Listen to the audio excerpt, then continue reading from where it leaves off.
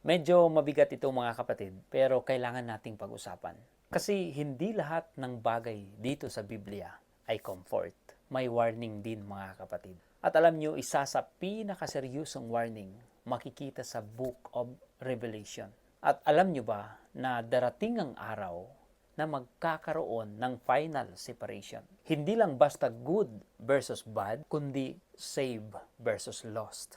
At doon, wala ng second chance. Pakinggan nyo ito mga kapatid.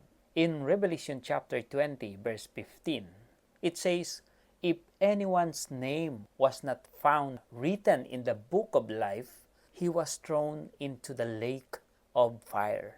Alam nyo, hindi ito metaphor lang. Ito ay babala.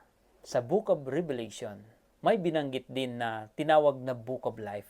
Simple lang ang idea. Kung ang pangalan mo ay nakasulat doon, may buhay ka na walang hanggan.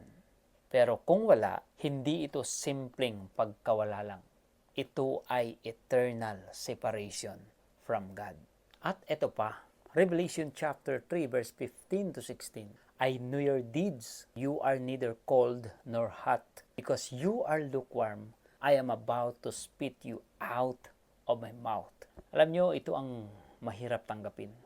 Kasi hindi lahat ng nagsasabing Christian makakapasok. Hindi lahat ng nagsisimba makakarating. Hindi lahat ng religion ligtas. Kasi ang tanong hindi, anong label mo? Ang tanong mga kapatid, tunay bang binago ng Diyos ang puso mo? At ito ang realidad mga kapatid. Darating ang araw ng judgment. Hebrews chapter 9 verse 27, it says, "It is appointed for man to die once, and after that comes judgment." Kaya habang may oras pa, huwag mong sayangin. Habang may chance pa, lumapit ka. Habang may buhay ka pa, ayusin mo ang relasyon mo sa Panginoon. Because when that day comes, wala nang rewind, wala nang retry, wala nang next time.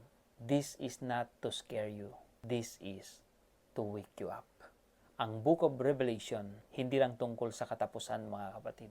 Ito ay paalala na may eternity. At ang tanong, handa ka ba?